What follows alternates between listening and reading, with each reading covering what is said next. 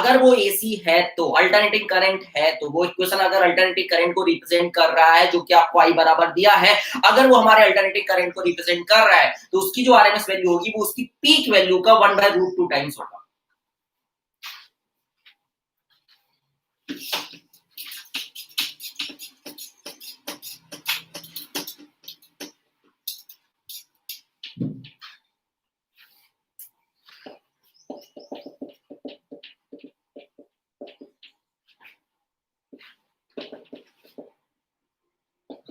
बताओ RMS value क्या होगी इस करंट की, जल्दी से बताओ आरएमएस वैल्यू क्या होगी, आरएमएस वैल्यू क्या होगी इस करंट की, आरएमएस वैल्यू क्या होगी इस करंट की, जल्दी बताओ।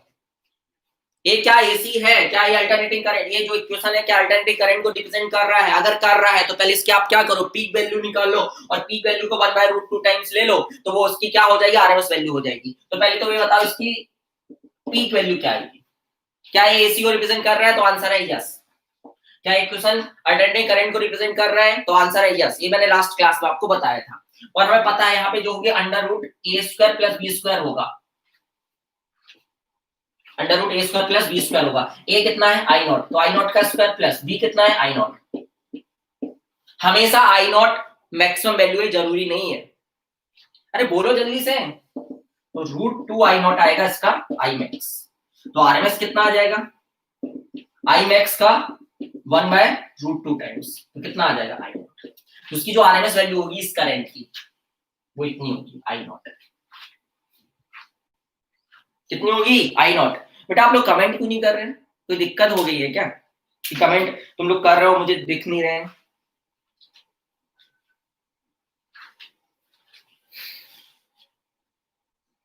तुम लोग ने 2I0/π लिखा है, तो मैंने क्या कुछ गलत लिख दिया था क्या? 2π/I0 लिख दिया था क्या? क्या आप लोग ने बताया था, मैंने पूछा था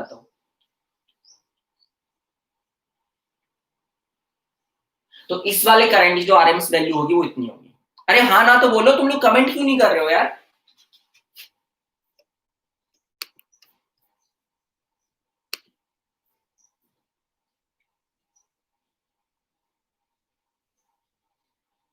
That feeling when I find out that the minimum deposit.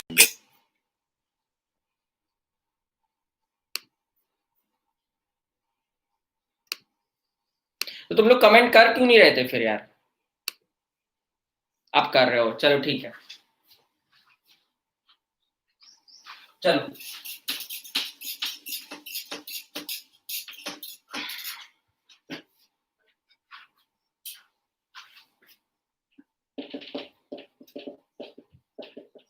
इसके आरएमएस वैल्यू बताओ। क्या ये एसी है? पहले तो इसकी Imax बताओ, तो Imax को a + b आएगा। क्या ये एसी है? यहाँ पे हमने क्या किया हुआ है ना, ये है हमारा डायरेक्ट करंट पे एक अल्टरनेटिव करंट को सुपर इम्पोज किया हुआ है। ए और बी यहाँ पे कांस्टेंट है, तो यहाँ पे इसकी आरएमएस वैल्यू बताओ कितनी आएगी, इस करंट की आरएमएस वैल्यू कितनी आएगी? यस, ये नहीं है एसी, ठीक है। तो यहाँ पे आपको अगर ये एसी नहीं है तो आरएमएस वैल्यू कैसे निकालोगे फिर आप फिर ये फॉर्मूला लगाना पड़ेगा।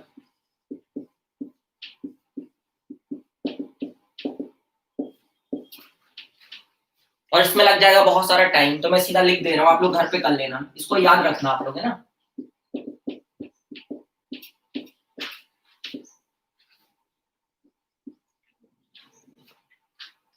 चलो एक सवाल,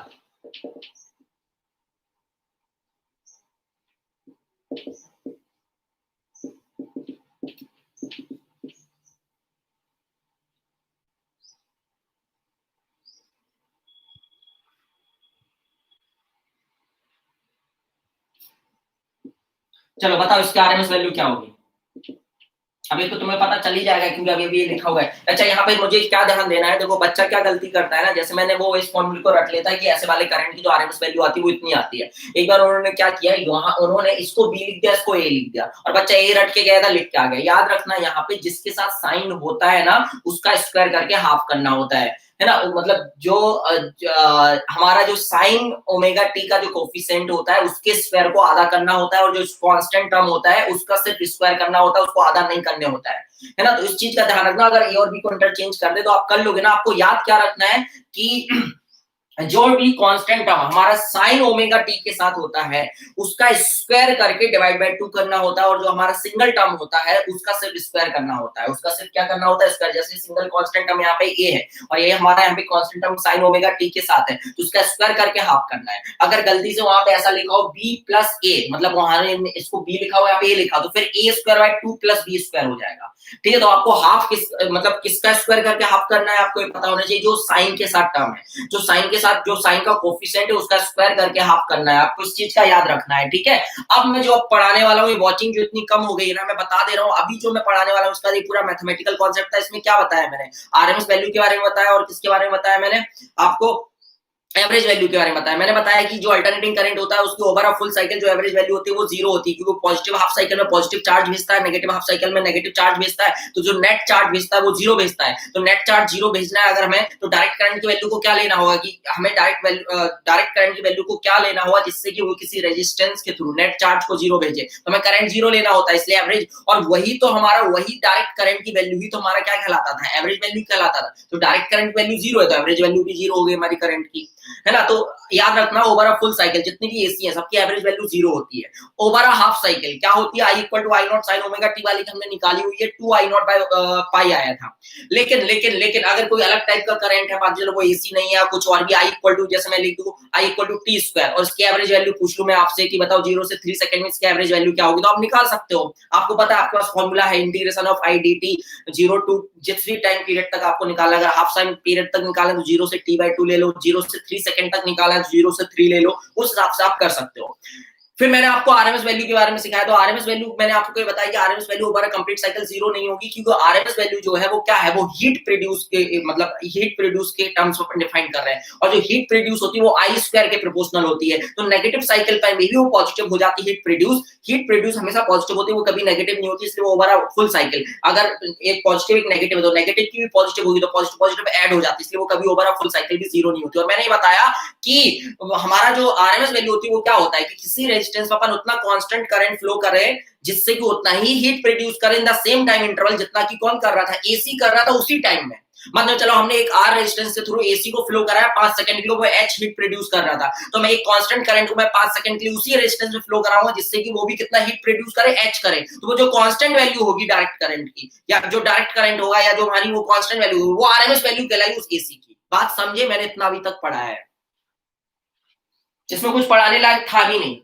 और मैंने आपको भी बताया अगर एसी है जो आरएमएस वैल्यू की एवरेज वैल्यू हमसे कभी नहीं निकलवाएगा, हमेशा आरएमएस वैल्यू पे सवाल पूछेगा। और जो भी हमें ये वैल्यूज दी रहती है, जैसे मैंने एक चार्जर में लिखा रहता है input voltage equal to 220 volt, तो वो वहां पे हमें पता है कि वो अल्टरनेटिंग वोल्टेज अपन उसमें उसको अल्टरनेटिव वोल्टेज के मतलब उसको जो अपना सॉकेट है या जो अपना प्लग है वो किस सॉकेट में लगाएं जो अल्टरनेटिव वोल्टेज को प्रोड्यूस कर रहा हो या अल्टरनेटिव वोल्टेज को देता हो। लेकिन वो तो 220 वोल्ट लिखा हुआ है, तो वो कौन सी वैल्यू लिखी हुई है, उस अल्टरनेटिंग वोल्टेज की कौन सी वैल्यू लिखी हुई है, वो आरएमएस वैल्यू लिखी हुई है। तो वो अल्टरनेटिंग वोल्टेज की आरएमएस वैल्यू 220 वोल्ट होती है। तो कुछ नहीं दिया होता तो वो आरएमएस वैल्यू लिया जाता है। यहाँ पे एक चीज नोट करके आपको लिखना है तो लिख लो कि जो हमें अगर मुझे अल्टरनेटिव करंट अब मुझे अल्टरनेटिव वोल्टेज को मेजर करना है, ध्यान देना, मुझे अल्टरनेटिव करंट या अल्टरनेटिव वोल्टेज को मेजर करना है, तो हम डीसी एमीटर और डीसी वोल्टमीटर का यूज नहीं कर सकते हैं।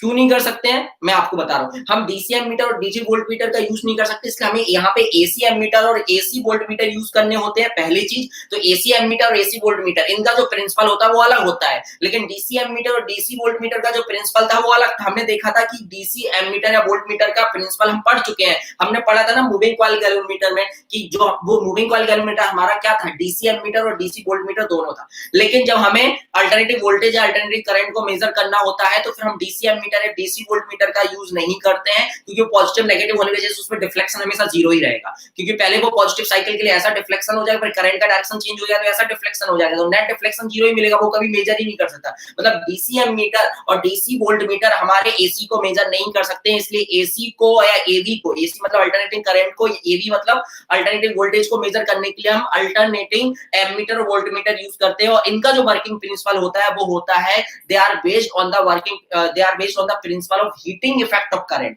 किस पे बेस्ड होता है, हीटिंग इफेक्ट ऑफ करंट पे होता है, क्योंकि प्रोपोर्शनल टू आई स्क्वायर होता है तो पॉजिटिव और नेगेटिव, चाहे नेगेटिव हो तो भी पॉजिटिव ही डिफ्लेक्शन शो करेगा, और नेगेटिव पॉजिटिव हुआ तो पॉजिटिव डिफ्लेक्शन शो करेगा, और नेगेटिव होगा उसके लिए पॉजिटिव डिफ्लेक्शन ही शो करेगा, क्योंकि ये जो हमारे उपकरण होते हैं, जो हमारे डिवाइस होते हैं, किस पर बेस्ड होते हैं बेटा? हीटिंग इफेक्ट ऑफ करंट, और हीटिंग इफेक्ट ऑफ करंट पे बेस्ड होने की वजह से इन इंस्ट्रूमेंट को हम हॉट वायर एमीटर कहते हैं। क्या कहते हैं?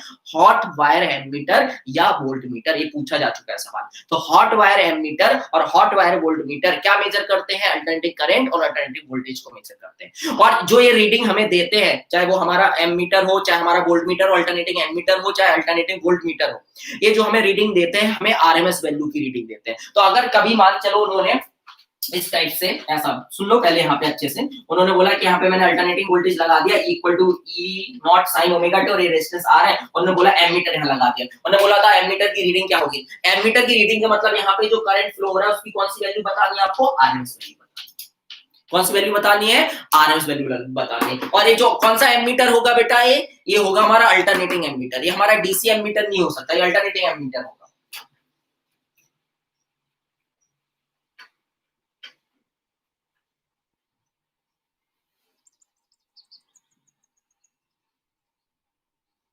इनका प्रिंसिपल क्या होता है?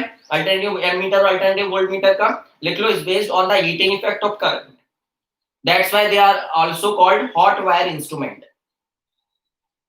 इन इंस्ट्रूमेंट को क्या कहते हैं हम? हॉट वायर इंस्ट्रूमेंट कहते हैं। देखो डीसी में हमने पढ़ा था कि जो हमारा डिफ्लेक्शन होता है वो आई के प्रोपोर्शनल होता है। एसी में जो हम पढ़ेंगे, जो हमारा डिफ्लेक्शन होता है वो आई आरएमएस के स्क्वायर के प्रोपोर्शनल होता है। तो यहाँ पे जो हमें स्केल मिला था डीसी एमीटर और डीसी वोल्टमीटर के लिए, जो हमें स्केल मिलता है, अगर आपने एसी एमीटर या एसी वोल्टमीटर कभी देखा है तो आप वहां पे देखोगे जो डिवीजन होंगे वो इक्वली डिवाइडेड नहीं होंगे, मतलब जो हमारा स्केल होगा वो लीनियर नहीं होगा। पहले आपका डिवीजन बीच सेपरेशन कम होगा, फिर जैसे जैसे आप दूर जाते जाओ आपका सेपरेशन बढ़ते जाएगा डिवीजन्स के बीच में, जो वो लाइन खींची रहती है वो सेपरेशन, मतलब वो लीनियर नहीं होता। यहाँ पे स्केल लीनियर मिलता है, यहाँ पे स्केल नॉन लीनियर होता है, लिख लेना, यहाँ पे स्केल नॉन लीनियर होता है। मतलब यहाँ पे जो सेपरेशन होता है ना, डिविजन्स के बीच में जो सेपरेशन होता है हमारा यहाँ पे, वो कैसा होता है? यहाँ पे यूनिफॉर्म होता है और यहाँ पे नॉन यूनिफॉर्म सेपरेशन होता है। या यहाँ पे जो हमारा स्केल होता है वो नॉन लीनियर होता है और यहाँ पे जो स्केल होता है वो लीनियर होता है। और फाई क्या है? डिफ्लेक्शन।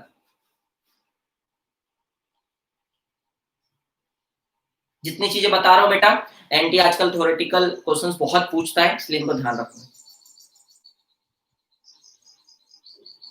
तो जब भी हमें अल्टरनेटिंग वोल्टेज अल्टरनेटिंग करंट को मेजर करना होता है तो हम डीसी एमीटर या डीसी वोल्टमीटर यूज नहीं कर सकते, हमें एसी एमीटर और एसी वोल्टमीटर यूज करने होते हैं, और उनका जो स्केल होता है वो नॉन लीनियर होता है, ध्यान रखेंगे। और वो उनका जो प्रिंसिपल होता है वो हीटिंग इफेक्ट ऑफ करंट पे वर्क करते हैं, और उनको हॉट वायर इंस्ट्रूमेंट भी कहते हैं। ये सब चीजें याद रखना बेटा।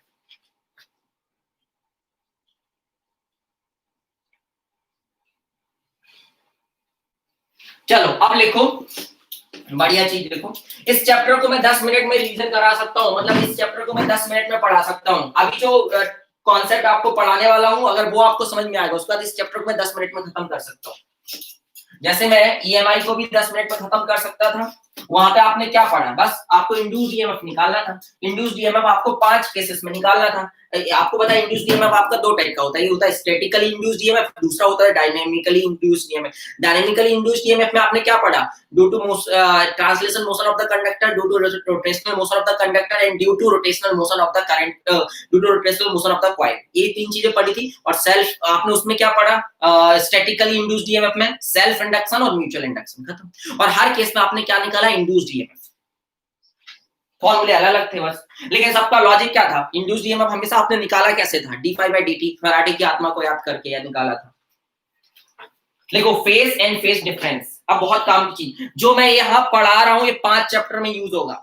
कितने चैप्टर में यूज होगा? 5 चैप्टर में यूज होगा। फिर से उम्मीद मत करना कि मैं आगे चल के पढ़ाने वाला हूँ। रे ऑप्टिक्स में वो सॉरी वेव ऑप्टिक्स में भी यूज होगा, जब हम इलेक्ट्रोमैग्नेटिक वेव पढ़ेंगे वहां पे भी यूज होगा, जब हम वेव्स पढ़ेंगे क्लास 11 तो वहां पे भी यूज होगा, जब हम एसएचएम पढ़ेंगे वहां पे भी यूज होगा, जो मैं अभी पढ़ाने वाला हूँ। तो लिखो फेज एंड फेज डिफरेंस।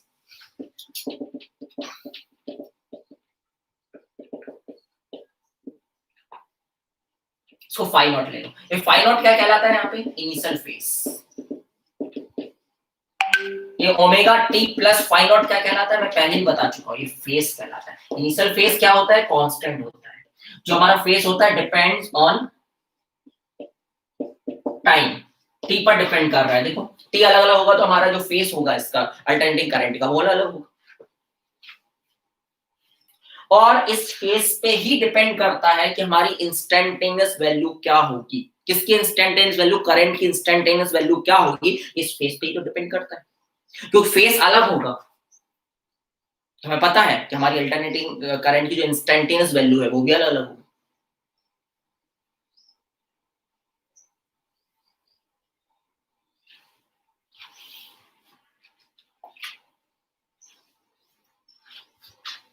इसको चाहे तो आप इंस्टेंटेनियस फेस कह सकते हैं, क्योंकि ये टाइम डिपेंडेंट है, ये चेंज हो रहा है कंटिन्यूअसली। Instantaneous face. अब लिखो फेस डिफरेंस, नेक्स्ट लिखो फेस डिफरेंस।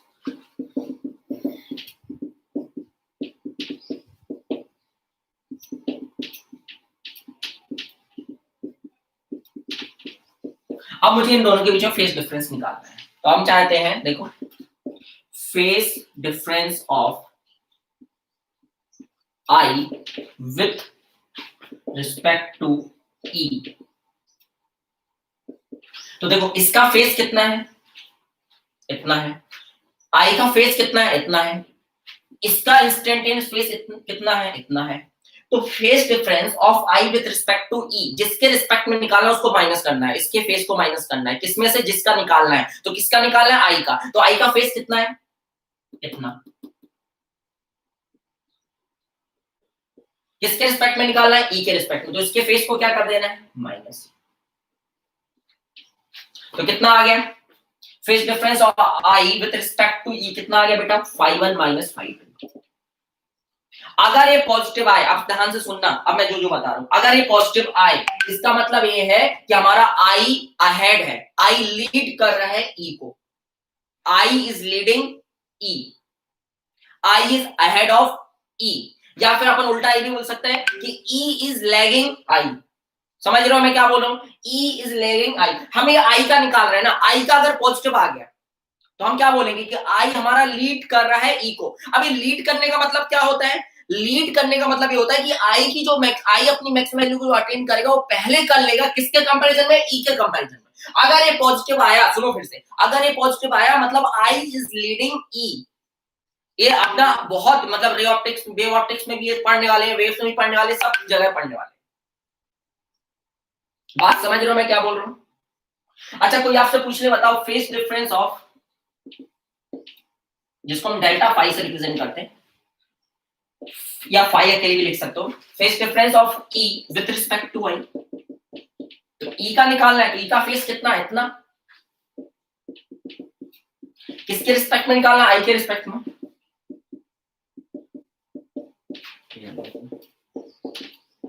अगर आप सोचो ये पॉजिटिव आ गया तो ये किसका है, E का है। अगर ये पॉजिटिव आ गया तो हम बोलेंगे E लीड कर रहा है I को, E लीड कर रहा है I को, इसका मतलब क्या है, E लीड कर रहा है I को, मतलब E अपनी मैक्सिमम वैल्यू को पहले अटेन करेगा इन कंपैरिजन टू I। और अगर ये नेगेटिव आया, आप तो ऐसे निकालो तो ऐसे निकालो, एक जैसा निकालना है, दोनों तरीके से मत निकालते बैठ जाना। अब मान लो आपसे पूछा गया है E बताओ लीड कर रहा है कि लैग कर रहा है I से, तो पहले आप E का निकालो I के रिस्पेक्ट में, अगर पॉजिटिव आ गया तो आप बोल देना लीड कर रहा है, और E का निकालो I के रिस्पेक्ट में, अगर वो नेगेटिव आ गया तो आप बोला लैग कर रहे हैं।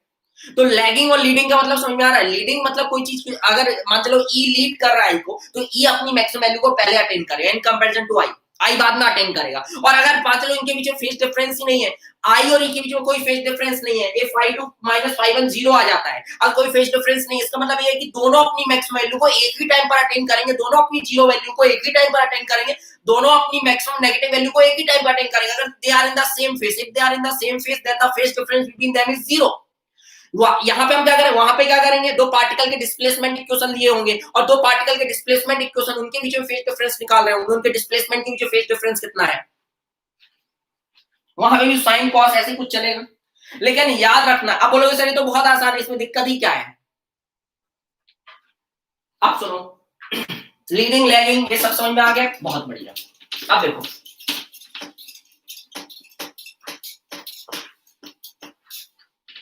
लिखो,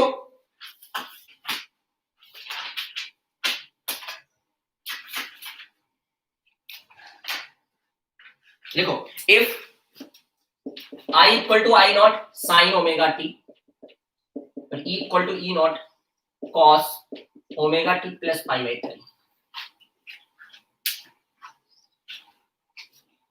then find the phase difference between E and I. जल्दी से बताओ कमेंट में क्या आएगा. Find the phase difference between E and I, and who is lagging, who is leading, who is leading and who is lagging.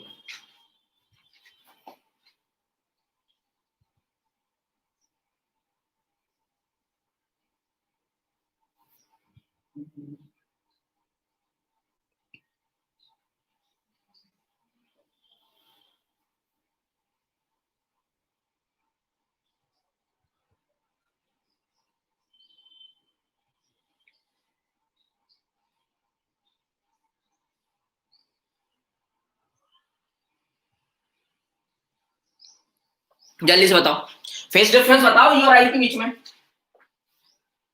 तो देखो इसका face है ये, इसका फेस है ये, तो बच्चा क्या करता क्या है, सुना अच्छे से, वो बोलेगा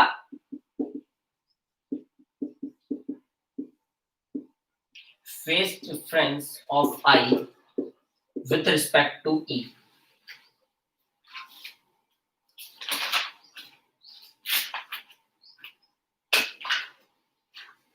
ठीक है, तो with respect to E, E का फेस कितना है ए, तो इसको अपन फाई 2 ले लेते हैं और इसको अपन ले लेते हैं फाई 1.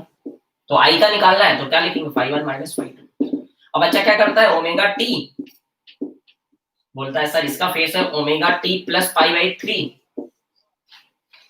तो बच्चा बोल देता है सर आंसर आ गया पाई बाई 3. और माइनस में आया, इसका मतलब बच्चा बोलता है कि आई जो है वो लैग कर रहा है. किसको लैग कर रहा है, I is lagging I is lagging and E is leading. Why phase difference कितना पाई बाई 3. सही है. सो इच्छा 5 पाई बाई 6, इसमें क्या गलती है, इसमें क्या गलती है, 5 पाई बाई 6 कैसे आया, मुझे नहीं आया समझ में.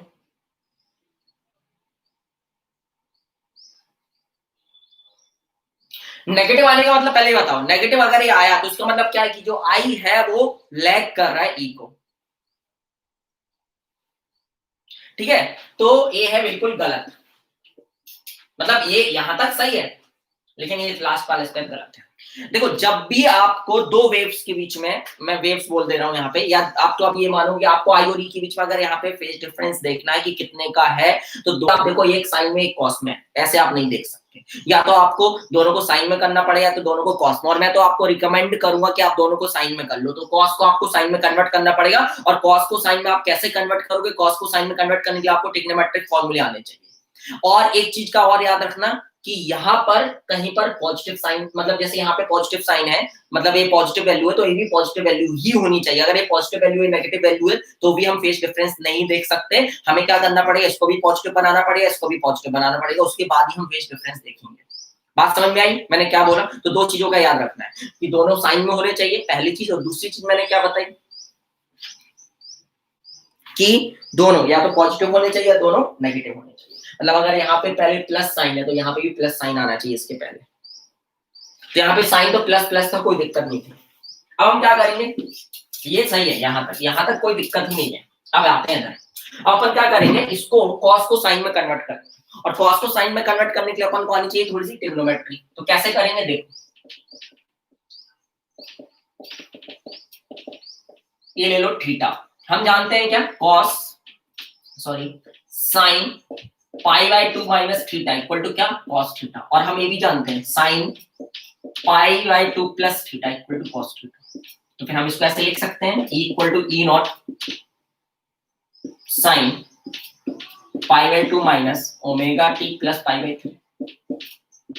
ये जो लिखा है और ये जो लिखा है, ये दोनों एक ही चीज लिखी हुई है, अलग अलग नहीं है बेटा, ये दोनों एक ही चीज है. बस ये साइन में और ये कॉस में, और हमें साइन में चाहिए था इसलिए हमने ऐसा कन्वर्ट किया. और हम ऐसा भी लिख सकते थे. अब दूसरा डाउट मेरा ये है, दूसरा डाउट ये है कि मैं ऐसे लिखूंगा कि ऐसे लिखूंगा, दोनों साइन में. सो इच्छा बेटा मैंने ऐसे लिखूंगा कि मैं ऐसे लिखूंगा, मतलब मैं ऐसा लिखूंगा यहाँ पे कैसा लिखूंगा, 1 के जैसा लिखूंगा कि 2 के जैसा लिखूंगा. दोनों सही है, मैथमेटिकली दोनों सही है। आप ऐसा भी लिख सकते हो, आप ऐसे भी लिख सकते हो। ऐसे में देखो आपने साइन में कन्वर्ट कर लिया, ऐसे में भी आपने साइन में कन्वर्ट कर लिया। आपको पता होना चाहिए sine pi by 2 plus theta, इस सेकंड क्वाड्रेंट में जाओगे तो भी आपको पॉजिटिव ही मिलेगा, और पाई बाय 2 पे चेंज हो जाता है, पाई पे चेंज नहीं होता है। मैं ये सब चीजें मैंने आपको पढ़ाई हुई ट्रिग्नोमेट्री में, फिर से आप उम्मीद मत करना कि मैं फिर से पढ़ाऊंगा, ध्यान।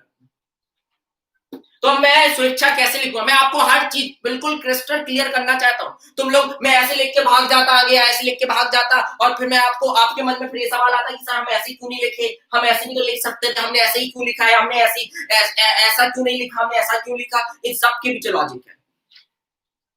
स्वेच्छा वो ठीक है, कौन किसको लीड कर रहा है, मैं वो बात ही नहीं कर रहा हूं। मैं तो ये बोल रहा हूं कि क्या मैं इसको ऐसे लिख सकता हूं, ये भी सही है, ये भी सही है। तो अब मुझे क्या लेना है फाइनली, ये लेना है 1 वाला लेना है कि 2 वाला लेना है। 2 के जैसा क्यों आंचल, 1 के जैसा लेने से क्या हो जाएगा, क्या 1 मैथमेटिकली इनकरेक्ट है?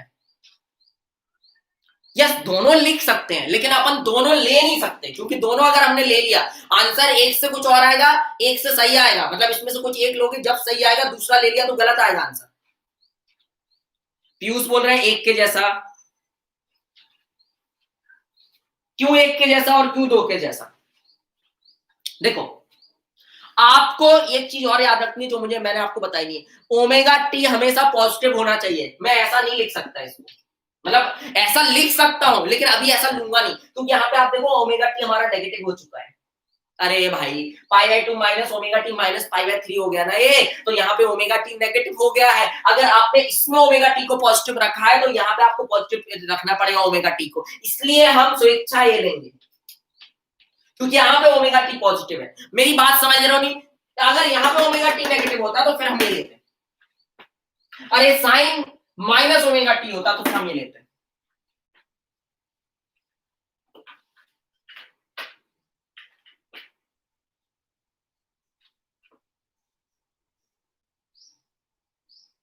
अब ये तो ये हो गया हमारा ये फाई 1, और फाई 2 ये नहीं है बेटा, फाई 2 फाइनली है।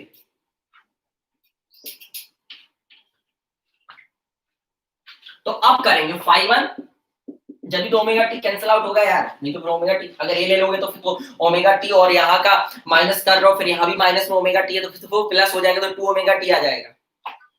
बात समझे? तो ये ले बोल।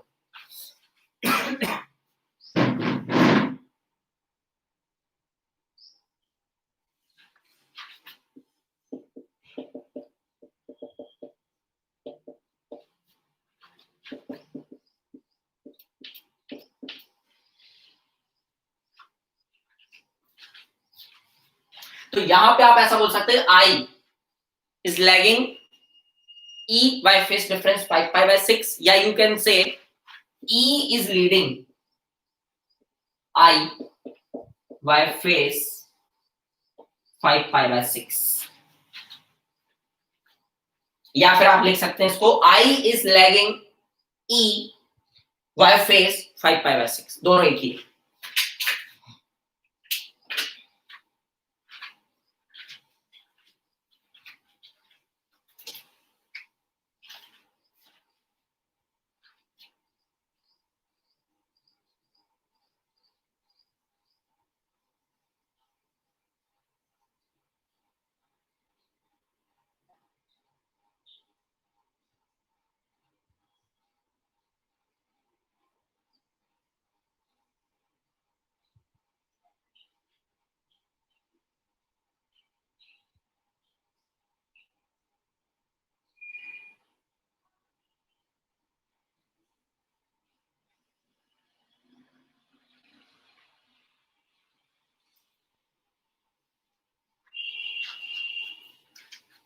चलो समझ में आया? तो कैसे देखते हैं, है ना? अगर मान चलो मुझे डिस्प्लेसमेंट इक्वेशन दिया होता दो प्लेन प्रोग्रेसिव वेव का, तो उन दोनों प्लेन प्रोग्रेसिव वेव के बीच में कितना फेज डिफरेंस आ रहा है, अब आप ये देख पाओगे, क्योंकि फेज डिफरेंस से ही आप कंस्ट्रक्टिव इंटरफेरेंस होगा कि डिस्ट्रक्टिव इंटरफेरेंस होगा। उन दोनों वेव जब वो इंटरफेयर करेंगी तो वहां से पता चलेगा। साउंड वेव में भी हमें पता चलेगा कि कब कंस्ट्रक्टिव इंटरफेरेंस होगा, डिस्ट्रक्टिव। उनके लिए कंडीशन है कि अगर फेज डिफरेंस आपको पता होगा, कोई मुझे बता सकता है कंस्ट्रक्टिव इंटरफेरेंस के लिए दो वेव के बीच में फेज डिफरेंस कितना होना चाहिए? मान चलो एक वेव है चल के आई ऐसे ढूंढ ढूंढ ढूंढ, दूसरी वेव चल के आई ढूंढ ढूंढ ढूंढ ढूंढ ढूंढ ढूंढ ढूंढ, यहां मिली दोनों, यहां मिली। तो जब ये यहां मिली तो इनके बीच में फेस डिफरेंस क्या होना चाहिए था जब ये इंटरफेयर की, तो इनके बीच में फेस डिफरेंस क्या होना चाहिए था जिससे कि यहाँ पे ब्राइट स्पॉट बने, मतलब कंस्ट्रक्टिव इंटरफेरेंस हो, इंटेंसिटी मैक्सिमम हो, जब ये दोनों मिले इंटेंसिटी मैक्सिमम हो, तो कितना फेस डिफरेंस होना चाहिए था जिससे कि यहाँ पे इंटेंस, जब ये दोनों मिले तो इंटेंसिटी मैक्सिमम हो, कितना फेस डिफरेंस होना चाहिए इन दोनों के बीच जब ये दोनों मिले तो डिस्ट्रक्टिव मतलब इंटेंसिटी मिनिमम हो, 0 इंटीग्रल मल्टीपल ऑफ पाई।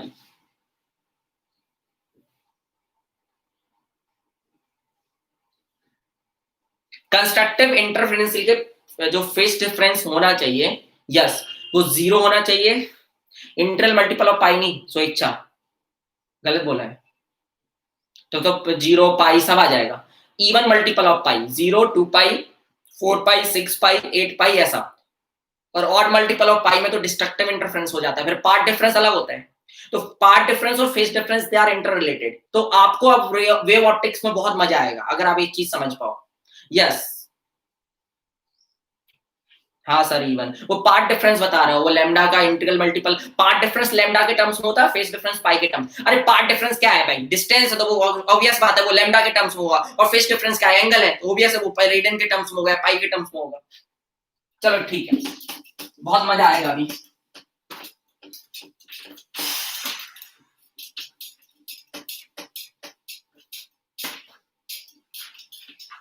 देखो यार, मैं कुछ टॉपिक में ना नीरस हो जाता हूँ, क्यों नीरस हो जाता हूँ, मजा नहीं आता मुझे, है ना, जिन टॉपिक में मजा आता है उसमें फिर मैं बहुत मतलब मजेदार पढ़ाता हूँ। चलो लॉक करो,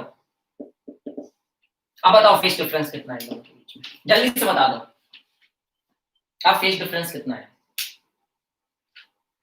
फिर बताना यहाँ पे, जल्दी जल्दी बताते जाओ।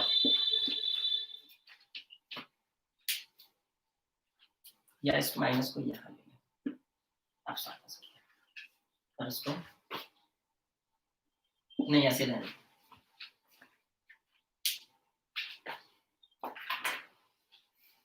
कौन, हाँ तो पाई है तो कौन किससे आगे है, कौन किसको लीड कर रहा है भाई फेस डिफरेंस पाई, या कौन किसको लैग कर रहा है,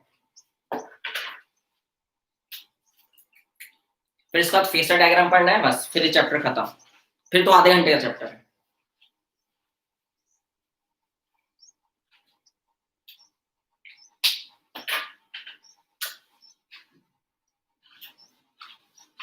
देखो ये साइन साइन में तो है, लेकिन ये पॉजिटिव है नेगेटिव है, अगर ये पॉजिटिव है ये नेगेटिव है तो आपको पता है कि यदि आप फेस डिफरेंस यहाँ पे नहीं देख पाओगे तो पहले आपको उसको पॉजिटिव करना पड़ेगा, पॉजिटिव करने के लिए आप क्या करोगे, इसलिए लिखना है पाई प्लस ओमेगा टी, यहाँ पाई माइनस ओमेगा टी मत लिखना, पाई माइनस ओमेगा टी लिखोगे तो फिर नेगेटिव आएगा भी नहीं क्योंकि सेकंड क्वाड्रेंट में रहेगा, इसलिए पाई प्लस ओमेगा टी लिख। अब इस आपको पता है यहाँ पे sine pi plus theta will be equal to minus sine theta, यही होता है।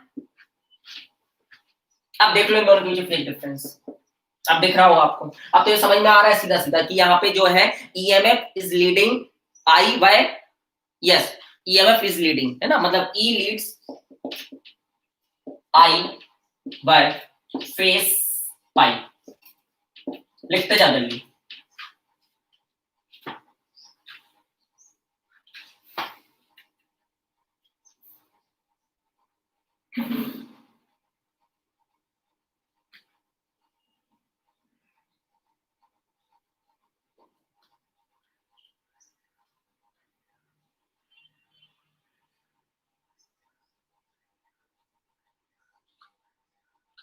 इनका ग्राफ बना सकते हो क्या, आप ग्राफ बना सकते हो, आपको गणित देखनी है मुझे तो आपकी, यहाँ पे आई और ई का ग्राफ बना सकते हो उनके लिए, आई का कैसा जाएगा, आई का तो साइन का कर्व बनेगा, ये आई का, तो ये किसका हो गया, आई इक्वल टू आई नॉट, आप इस ग्राफ से भी ये पता लगा सकते हो कौन किसको लीड कर रहा है, और ई का कैसा बनेगा, यहां से देखो ई का कैसा बनेगा,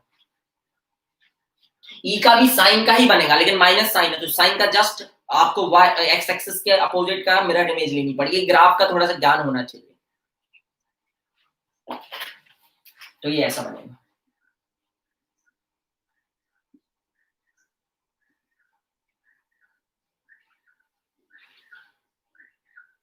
तो ग्राफ या फेसर डायग्राम भी बनाएंगे अभी, अभी तो फेस डिफरेंस देखो, अपन यहाँ पे मैथमेटिकली ये देख रहे हैं ना कि फेस डिफरेंस कितना है दोनों में। अपन को फेसर डायग्राम से भी पता चलता है, अपन को ऐसा ग्राफ बना के भी पता चलता है। ग्राफ बना होगा ना तो कोई इस ग्राफ को देख के पता लगा सकता है ये किसका है, E equal to minus E naught sine omega T का ग्राफ। इसकी मैक्सिमम वैल्यू कितनी है, आई नॉट है, और इसकी मैक्सिमम वैल्यू कितनी है, ई नॉट है। यहाँ पे ई नॉट मैंने कम लिया आई नॉट से, मतलब that means R less than 1 होगा हमारा यहाँ पे।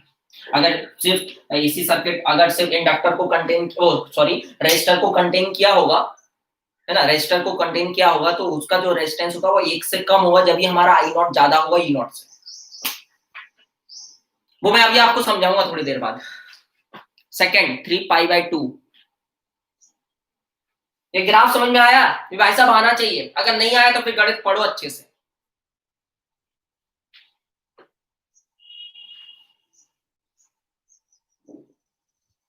आप देखो कौन अपनी पहले मैक्सिमम वैल्यू का अटेन किया, यहाँ पे आई किया, इसलिए आई हमारा, सॉरी अरे अब इसको छोड़ दो, इसको बाद में समझाऊंगा, मतलब कंफ्यूज हो जाओगे, इसको मुझे एक्सटेंड करना पड़ेगा पीछे की तरफ।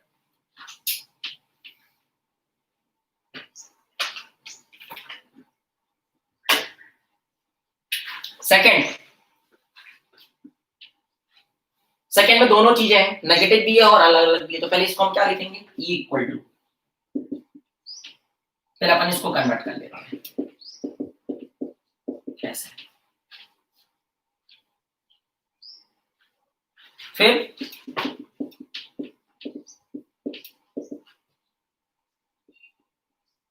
दिस इज थीटा, तो पाई प्लस थीटा।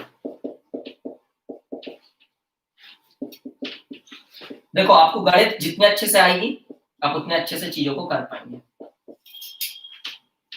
इन दोनों के बीच में फेज डिफरेंस कितने का आ जाएगा, π/2 का। कौन किसको लीड करेगा, E is leading I by pi, oh sorry 3π/2, sorry. तो अब आप E और I के बीच में क्या फेज डिफरेंस देख पाएंगे, क्या आप अब E और I के बीच में फेज डिफरेंस देख पाएंगे? मुझे फिर से सिखाने की जरूरत तो नहीं है। नेक्स्ट लिखो हेडिंग दो, फेजर डायग्राम। तो फेजर डायग्राम क्या होते हैं, फेजर डायग्राम में अपन अल्टरनेटिंग, सुन लो पहले, अल्टरनेटिंग करंट और अल्टरनेटिंग वोल्टेज को, जो कि सेम फ्रीक्वेंसी होते हैं, रोटेटिंग वेक्टर्स से रिप्रेजेंट करते हैं। किससे रिप्रेजेंट करते हैं, रोटेटिंग वेक्टर्स से रिप्रेजेंट करते हैं। और हमें क्या बताते हैं, ये हमें प्रॉपर फेस एंगल बताते हैं कि ई और आई के बीच में कितना है। ये हमें कैसे, एक तो तरीका ये है कि मैथमेटिकली हमें क्वेश्चन देके पता चल जाए, या तो फिर हमें एक डायग्राम बना लो, उस डायग्राम से हमें पता चल जाए कि फेस एंगल कितना है ई और आई के बीच में। तो ई उनके बीच में फेस एंगल कितना है, यही देखने के लिए हम फेसर डायग्राम बनाते हैं। इसलिए फेसर डायग्राम भी बनाते आना चाहिए, ग्राफ भी बनाते आना चाहिए, दोनों चीज आनी चाहिए, और मैथमेटिकली तो आना ही चाहिए सब कुछ। लिखो फेसर और फेसर डायग्राम, लिखो जल्दी से। आ डायग्राम में आपको सब समझा रहा हूं। उसकी जो लेंथ होती है वो उसके मैक्सिमम, जो रोटेटिंग वेक्टर्स की लेंथ होती है वो किसको रिप्रेजेंट करती है, उनकी मैक्सिमम वैल्यू को रिप्रेजेंट करती है। और इनका जो प्रोजेक्शन होता है ऑन द वाई एक्सिस, ये उनकी इंस्टेंटेनियस वैल्यू को रिप्रेजेंट करता है। अभी मैं आपको सब समझा रहा हूं, आप लिखो पहले। A diagram representing alternating current and voltage of same frequency, यहाँ पे दोनों की फ्रीक्वेंसी सेम रहना चाहिए। मैंने जितने भी यहाँ पे आपको फेज डिफरेंस निकालने बोला, सब दोनों की फ्रीक्वेंसी सेम रखी है। आपको पता है इंटरफेरेंस के लिए भी एक कंडीशन होती है कि दोनों वेव की फ्रीक्वेंसी सेम होनी चाहिए। अगर अलग अलग फ्रीक्वेंसी होगी तो फिर उनके बीच में आपको पता है कि इंटरफेरेंस नहीं होगा। अलग अलग फ्रीक्वेंसी होगी तो फिर उनके बीच में क्या होता है, अगर स्लाइट डिफरेंस है उनकी फ्रीक्वेंसी में तो बीट फॉर्मेशन होती है उनके बीच में। ये कुछ याद है आपको, beat formation, constructive interference, beat formation और स्टेशनरी वेव फॉर्मेशन। तो स्टेशनरी वेव कब बनती है, कैसा, मतलब ये सब क्या है, हमारे सुपरपोजिशन ऑफ वेव्स हैं। अब दो वेव को मिलाओगे तो तीन फेनोमेना देखने को मिलते हैं, या तो इंटरफेरेंस देखने को मिलेगा, या तो स्टैंडिंग वेव फॉर्मेशन देखने को मिलेगी, स्टैंडिंग वेव बनेगी, या तो फिर हमारी फिर क्या होगा, बीट फॉर्मेशन होगी। अब इनमें कंडीशन अलग अलग होती है दोनों वेव की। A diagram representing alternating current and alternating voltage of same frequency as rotating vectors with the phase angle between them, is called phasor diagram. It's called phasor diagram.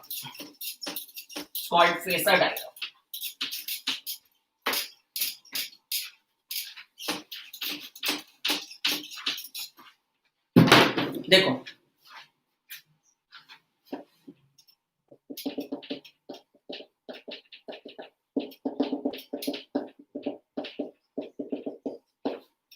आप यहाँ पे एक देख सकते हैं कि I is leading E by phase 5,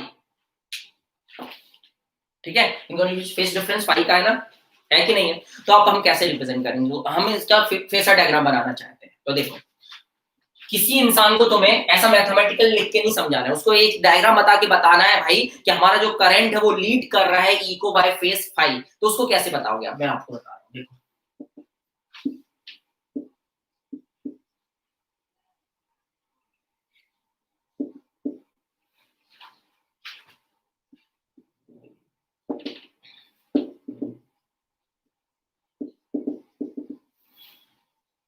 देखो ये हमारा फेस 0, ये वाली लाइन है फेस 0, इसका फेस कितना है ओमेगा टी। तो omega T positive omega T है तो एंटी क्लॉकवाइज घूमना है, और अगर फेस जो हमारा नेगेटिव में है तो फिर अपन को क्लॉकवाइज घूमना है, ठीक है। तो देखो अपन को पता है प्लस ओमेगा टी है, फेस 0 है हमारा, है ना। तो अपन को ये रेफरेंस है, ऐसा मान सकते हो आप। आपको ओमेगा टी फेस घूमना है तो आप क्या करेंगे, इस रोटेटिंग वेक्टर को इतना घुमा के रखेंगे इसके, और कैसा घुमा के रखेंगे, एंटी क्लॉकवाइज। इसकी जो लेंथ है वो किसको रिप्रेजेंट करेगी, इसकी जो लेंथ है वो किसको रिप्रेजेंट करेगी, इसके मैक्सिमम वैल्यू को रिप्रेजेंट करेगी। और ये कंटिन्यूअसली रोटेट हो रहा है, और इसका जो प्रोजेक्शन है on the Y axis, the projection of this vector on the Y axis, that will give you the instantaneous value of alternating current voltage, that will give you the instantaneous value of alternating voltage. अब तो भाई घूमते घूमते कुछ समय बाद यहाँ भी आएगा, जब ये यहाँ आएगा तो इसको यहाँ से यहाँ तक घूमने में कुछ टाइम तो लगेगा, तो उतने टाइम के बाद अपना जो अल्टरनेटिंग वोल्टेज है वो अपनी मैक्सिमम वैल्यू को अटेन कर लिया। क्योंकि जब ये ऐसा हो जाएगा पूरा, तो उसका जो प्रोजेक्शन आएगा वाई एक्सिस पे, वो हमें पता है कि ई बराबर ई नॉट हो जाएगा उस समय पे, और फिर ये घूम के ऐसा हो जाएगा, जब ये पूरा का पूरा इस पे आ जाएगा तो इसका प्रोजेक्शन इस पे क्या हो जाएगा, 0 हो जाएगा। तो फिर इसकी जो इंस्टेंटेनियस वैल्यू उस समय पे ईएमएफ, जितने समय में ये घूम के यहाँ आ जाए, जितना भी समय लगे इसको यहाँ पे यहाँ आने में, उतने समय के बाद इसकी जो इंस्टेंटेनियस वैल्यू वो 0 हो जाएगी। फिर ये घूम के नीचे जाएगा तो उतने समय के बाद इंस्टेंटेनियस वैल्यू क्या हो जाएगी, इसकी हमारी नेगेटिव में मैक्सिमम हो जाएगी। समझ रहे हो कि नहीं समझ रहे हो। तो यहाँ पे अपन रोटेटिंग वेक्टर से फ्रीक्वेंसी सेम है, तो जिस यहाँ पे इन दोनों की, तो हम दोनों एक चक्कर लगाने में समय सेम लेंगे हम, है ना। इसलिए फिर अपन इनको फेसर डायग्राम से रिप्रेजेंट करते हैं, इनको फेसर बोलते हैं, और जो डायग्राम बना रहे थे इसको फेसर डायग्राम। अब देखो हमारा करंट कितना आ गया है, +5। अगर -5 होता तो नीचे बनाते, मतलब इससे ये ओमेगा टी पे हो जाता और इसका फेस क्या हो जाता, ओमेगा टी -5, तो नीचे आता ना, ठीक है। अरे मतलब क्लॉकवाइज घुमाते हैं ना इसके रिस्पेक्ट में। अभी कैसा घुमाएंगे, एंटी क्लॉकवाइज। अगर लीड कर रही है कोई चीज तो उसको एंटी क्लॉकवाइज घुमाएंगे। तो यहां से फिर अपन क्या ले लेंगे, ये हो जाएगा अपना आई नॉट, और ये है 5। तो इस डायग्राम को देख के, और ये इसका projection on the Y axis क्या देगा आपको, इंस्टेंटेनियस वैल्यू देगी। इसकी जो लेंथ है वो क्या रिप्रेजेंट कर रही है, इसकी जो लेंथ है वो किसके बराबर होगी, वो क्या रिप्रेजेंट कर रही होगी, इसकी मैक्सिमम वैल्यू को, इस क्वांटिटी, इस फिजिकल क्वांटिटी की मैक्सिमम वैल्यू को रिप्रेजेंट कर रही है। बात समझ में आई। अब बताओ इसमें कोई दिक्कत, ये फेसर डायग्राम बनाने में किसी को दिक्कत तो नहीं है। इस फेसर डायग्राम को देख के आप यहाँ पे ये पता लगा सकते हैं कि हमारा जो करंट है वो लीड कर रहा है, किसको लीड कर रहा है, अल्टरनेटिंग वोल्टेज को। कितने फेज से, 5। कभी कभी इसकी कोई रेफरेंस ले लेते तो यहीं पे ई नॉट बना लेंगे, फिर इसके ऊपर आई नॉट। अगर मैं इस आई नॉट को नीचे बनाया होता, इसके नीचे, मतलब मैंने आई इसको क्लॉकवाइज घुमाया होता, ऐसे क्लॉकवाइज घुमाया होता, तो मतलब ये लैग कर रहा है। ये अपन फेजर डायग्राम बनाएंगे हर किसी के लिए, हर किसी सर्किट, एसी सर्किट के लिए बनाने वाले हैं। बता भाई फेजर डायग्राम क्लियर है कि नहीं। Projection on the Y axis gives you the instantaneous value of that physical quantity. वॉचिंग कम होते जा रही है भाई, इतनी अच्छी चीज पढ़ा रहा हूं।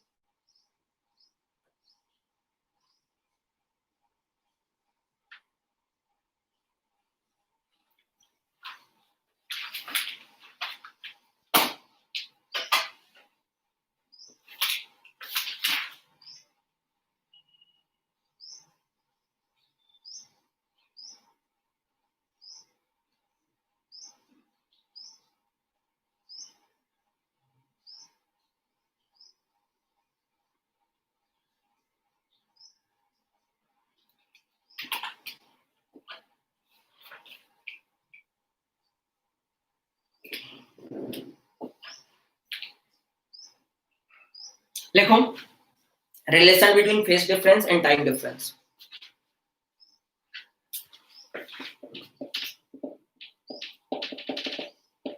This is time difference, this is phase difference.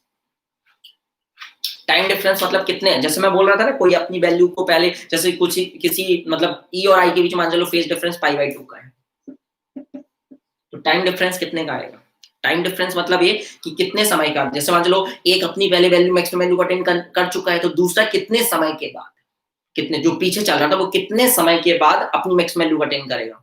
क्योंकि फेज डिफरेंस है तो एक पहले करेगा एक बाद में करेगा, तो कितने समय की बात करेगा? अगर दोनों बीच में π/2 का फेज डिफरेंस है तो आप खुद बताओ कितने समय की बात करेगा। आप देख सकते हो यहाँ रखो π/2,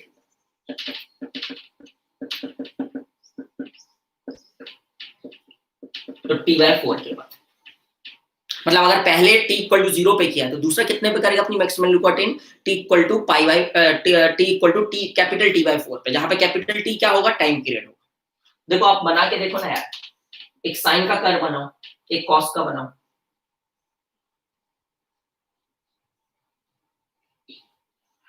इनके बीच फेज डिफरेंस कितने का है? π/2 का है कि नहीं है? तो देखो ये अपनी मैक्सिमम वैल्यू को पहले ही अटेन कर चुका है, t इक्वल टू 0 पे ही कर चुका है। ये कितने समय बात कर रहा है? t इक्वल टू T/4 बात कर रहे हैं। अरे समझ में आया कि नहीं मैंने क्या बोला है? तो टाइम डिफरेंस कितना रहा दोनों के अपनी मैक्सिमम वैल्यू को अटेन करने में, या जीरो वैल्यू है, मैक्सिमम नेगेटिव वैल्यू, कुछ भी बोल सकता है।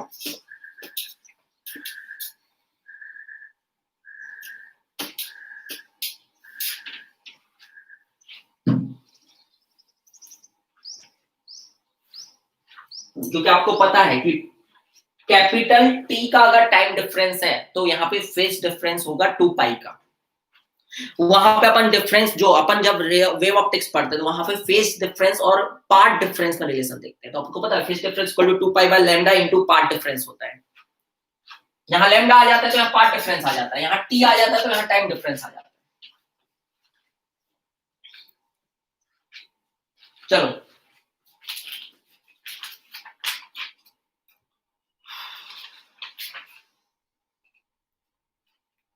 एक नोट करके पॉइंट लिखो तो,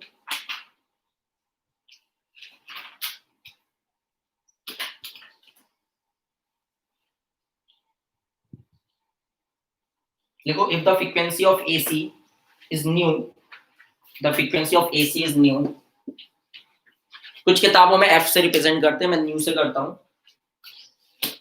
If the frequency of AC is new, then it becomes 0 dash times in 1 second। कौन बताएगा? अगर हमारे अल्टरनेटिंग करंट की फ्रीक्वेंसी न्यू है तो 1 सेकंड में उसकी वैल्यू कितनी बार 0 होगी? उसकी वैल्यू 1 सेकंड में कितनी बार 0 होगी और कितनी बार वो अपने डायरेक्शन को चेंज करेगा?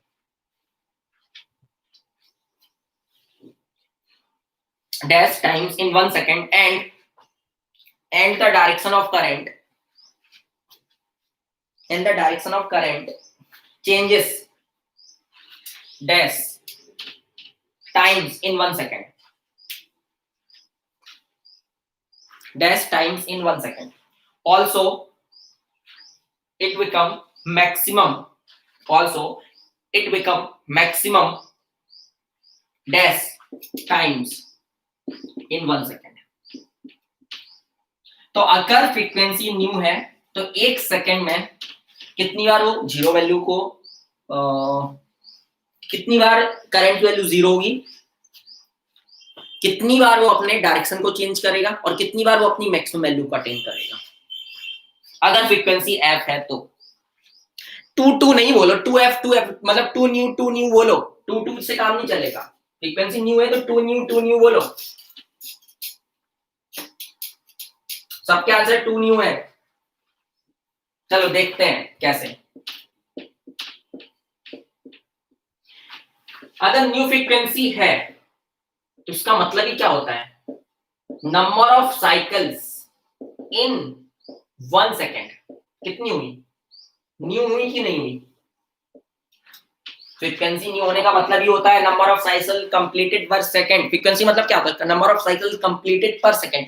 तो अगर इसकी फ्रीक्वेंसी न्यू है तो एक सेकंड में कितनी साइकिल को कंप्लीट करेगा? न्यू साइकिल्स को कंप्लीट करेगा।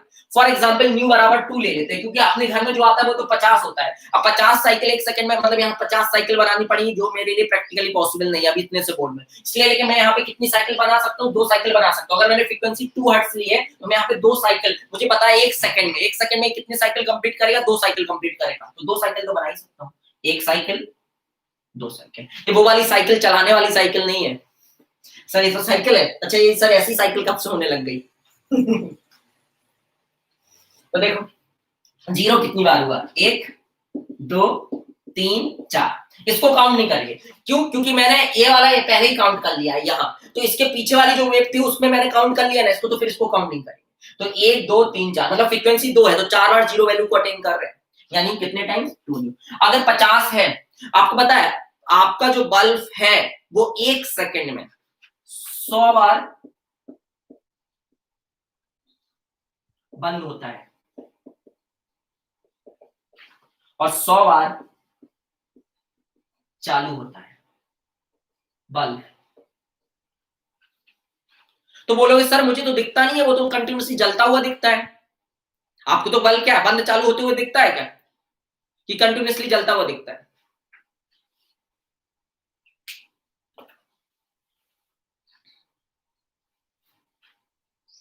डायरेक्शन कितनी बार चेंज करेगा? 1 बार 2 बार 3 बार 4 बार।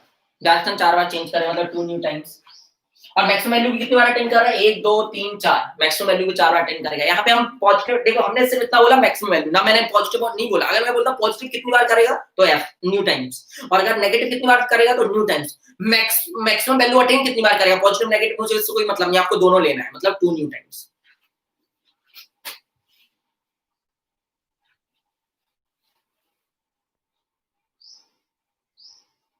तो फिर आपको ऐसा क्यों लगता है बल्ब तो कंटिन्यूसली जल रहा है? आपको पता है अगर मैं आपको नैनो सेकेंड्स की दुनिया में लेके जाऊं तो आपको बल्ब 1 सेकंड में, मतलब जब आप नैनो सेकेंड्स की दुनिया में जाओगे तो आपके लिए 1 सेकंड बहुत बड़ा होगा। जब आप नैनो सेकेंड्स की दुनिया में जाओगे तो आपके लिए 1 सेकंड बहुत बड़ा होगा। उसमें आपको बल्ब को ऐसे जलते हुए दिखेगा, बंद होते हुए दिखेगा, जलते हुए दिखेगा, बंद होते हुए दिखेगा। आप मुझे बताओ, मैं एक लाइट लाऊं, आपकी आंखों पे मारूं और बार-बार बंद चालू करूं, बहुत फास्ट बंद चालू करूं, तो आपको कंटीन्यूअसली ऐसा लगेगा, आपकी आंखों का सेंस ही नहीं कर पाई, आपकी आंखों को ऐसा लगेगा नहीं ये लाइट कंटीन्यूअसली जल रही है।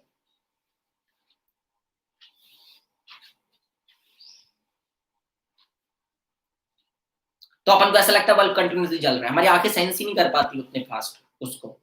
देखो हमारा आंख जो है ना, हमारी जो आंखें है ना वो सबसे अच्छा कैमरा है। अगर आंखें नहीं कर पा रही तो फिर दूसरे मतलब आंखों का जो पिक्सल विक्सल होता है वो सब कुछ बहुत अच्छा है। मतलब कैमरा, आर्टिफिशियल जो कैमरे आ रहे हैं उससे अच्छा हमारी आंखें। इंसानों के अंदर जो मशीनें लगी हुई है ना, आपको पता है जो इंसानों हमारे अंदर जो मशीनें लगी हुई है वो ऊपर वाले की देन है। उन्होंने इतनी एक्यूरेसी के साथ वो मशीन बनाई हुई है ना कि वो गलतियां नहीं करती। आपको पता है कान की भी एक वो है, अगर आपके कानों पर 2 साउंड गिराए जाएं, 0.1 सेकंड का डिफरेंस रखूं तो आपका कान भी 0.1 सेकंड से कम का डिफरेंस रखूं तो आपको एक कान को लगेगा कि साउंड कंटिन्यूसली आया, साउंड रुका ही नहीं। जैसे मैं बोल रहा हूं पा पा, तो आपको ऐसा लग रहा है अभी ना कि सर ने 2 साउंड बोले, पा पा।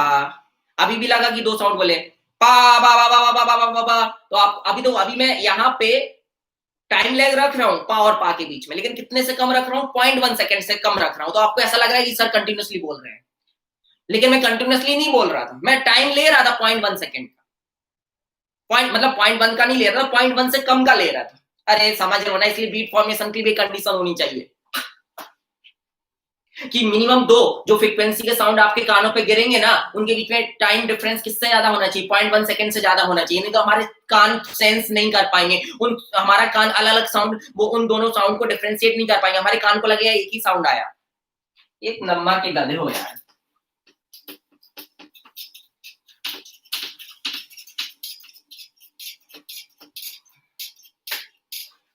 कुछ नहीं हो सकता तुम लोग का, कॉमन सेंस 0 है। सिर्फ पढ़ने रटने से नंबर नहीं आते हैं, कॉमन सेंस लगाना होता है। फिजिक्स को तुमने ना रटा है इसलिए आज तक समझ में नहीं आया है।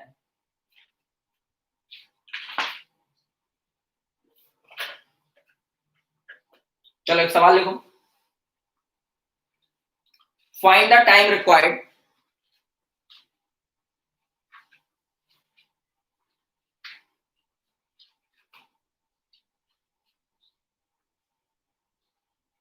find the time required for a 50 hertz alternating current for a 50 hertz alternating current to change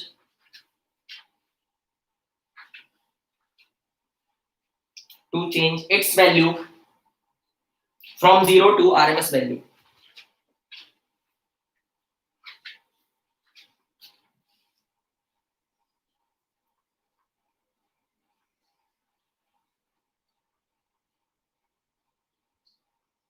जल्दी से बता दो, मुझे आंसर दे दो।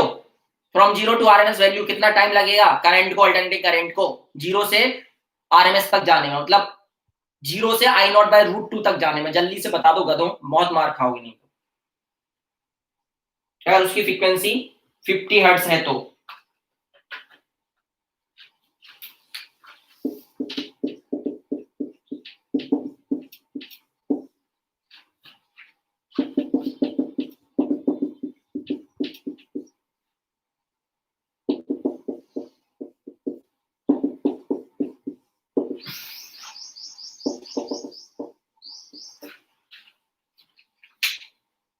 तुम लोग कमेंट ही करते रहो, मैंने यहाँ आंसर लिख दिया। एक नंबर के गधे हो तुम लोग सच में, एक नंबर के, 2 नंबर के नहीं हो, 1 नंबर के।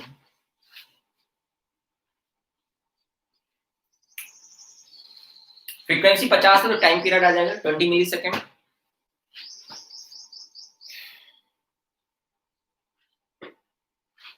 और 0 से आरएमएस तक जाने में, आरएमएस मतलब कितना होगा, पीक वैल्यू का 1/√2 times.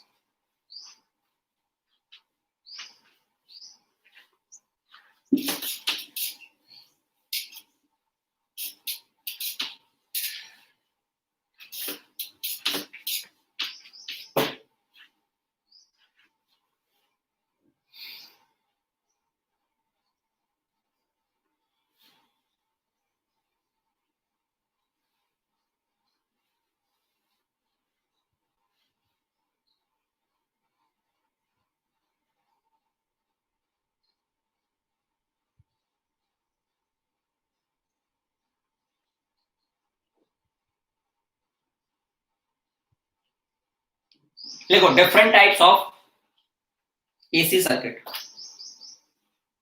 Different types of AC circuits. मैं इसका अभी अपने पास 15 मिनट बचे हैं, मैं 15 मिनट में पूरा चैप्टर पढ़ा देता हूँ, फिर इसको आराम से पढ़ते रहेंगे। आप लोग ड्रॉपर बैच के बच्चे हो, ऐसा तो है नहीं है कि आपने कभी पहली बार पढ़ रहे हो, ऐसा तो है नहीं है ना, आप पढ़ चुके हो ना। तो मैं आपको एक बार शॉर्ट में बता देता हूँ कि हमको पढ़ना क्या है, ठीक है? तैयार हो तो 15 मिनट बाद पूरे चैप्टर पढ़ लेते, 15 मिनट में पढ़ लूंगा, फिर कल परसों नरसों पढ़ाते रहूंगा जैसे तुमको पढ़ना होगा, बिल्कुल बच्चों टाइप। पहले सुन लो मुझे करना क्या है। मुझे यहाँ पे different types of AC circuits पढ़ने हैं, दैट मीन्स मुझे करना क्या है, यहाँ पे मैं आपको बता दे रहा हूँ। आपको पढ़ना है AC circuit containing only resistor, AC circuit containing only inductor या प्योर इंडक्टर, जो बोलना है बोलो, AC circuit containing only capacitor, AC circuit containing L and R, जिसको अपन एल आर सर्किट बोलेंगे इन सीरीज, फिर एलसी सर्किट पढ़ेंगे, फिर सी आर सर्किट पढ़ेंगे, फिर एलसीआर सर्किट पढ़ेंगे जिसमें एल भी होगा, सी भी होगा, आर भी होगा, और ये सब हमें सीरीज में पढ़ने, पैरेलल में नहीं पढ़ने। तो ऐसे करके हम उनको 7 टाइप के एसी सर्किट पढ़ने, कितने टाइप के, 7 टाइप के एसी सर्किट पढ़ने, जिसमें से सबसे ज्यादा चांस होते हैं तो वो होता है एलसीआर सर्किट से। उसमें एक कंडीशन होती है रेजोनेंस कंडीशन, उसका भी प्रैक्टिकल यूज समझाऊंगा, हर चीज बताऊंगा, ठीक है? तुमको पता है कल मैंने अपने आपको ये दिखाया था कि उसमें जो इनपुट वोल्टेज है वो कहां से कहां तक था, 100 से 240 वोल्ट तक। मतलब आप उसको ऐसे अल्टरनेटिव वोल्टेज के अक्रॉस लगा सकते हो जिसकी आरएमएस वैल्यू 100 से लेके 240 वोल्ट के बीच में, मैंने बताया था ना। और फ्रीक्वेंसी क्या है, 50 टू 60 हर्ट्ज, तो वो काम करेगा अच्छे से। आज देखो ये मैं सौरभ सर का चार्जर लिया हूं अपने हाथ में, इसमें देखो, इसमें भी आपको तो दिखेगा नहीं, मुझे पता है, दिखता भी है तो भी आप यही बोलते हो मुझे नहीं दिख रहा है सर। देखो इसका इनपुट वोल्टेज दिखाता हूं आपको, फिर आप पता लगाना कि जो एप्पल की चीजें वो महंगी क्यों आती हैं और बाकी चीजें सस्ती क्यों आती हैं। इनपुट देखो इसकी, दिख रहा है, पहली लाइन लिखी है made in China, third line में देखो आउट, मेड इन चाइना के बाद आउटपुट, आउटपुट के बाद इनपुट, देखा?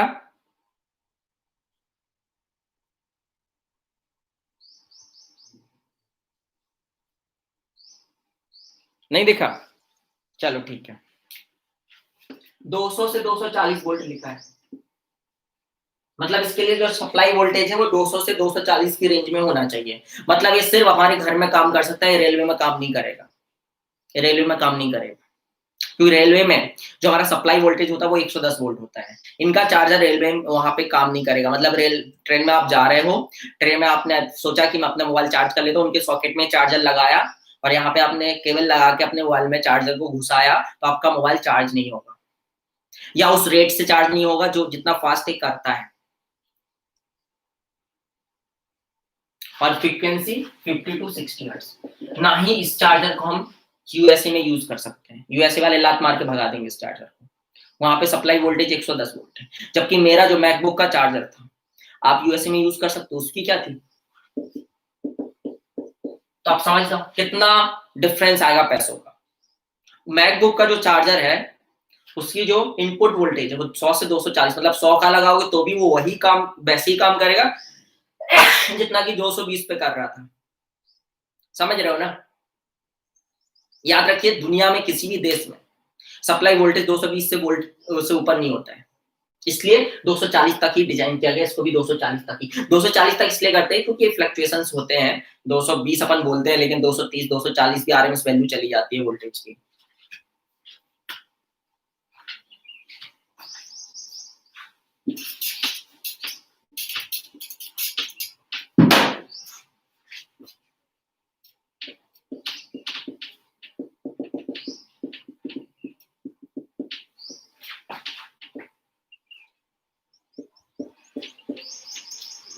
देखो, अगर आपको इस चैप्टर का रिवीजन करना हो तो कैसे करोगे आप लोग 10 मिनट में?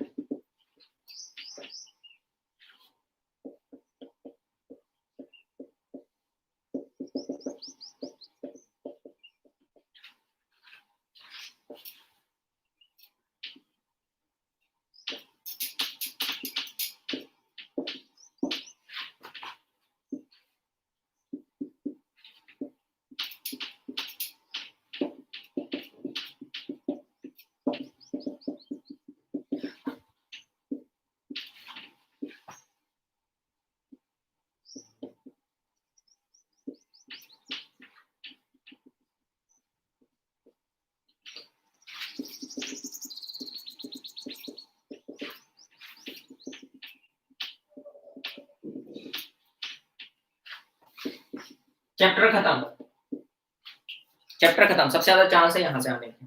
चैप्टर खत्म, नया चैप्टर पढ़ेंगे कल।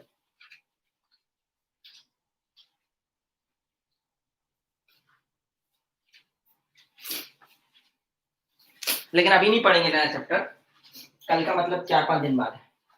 करना क्या है, यहाँ पे सब जितने भी आपको सर्किट दिख रहे हैं सब में आपको इंस्टेंटेनियस करंट की वैल्यू निकालनी है। आपको इंस्टेंटेनियस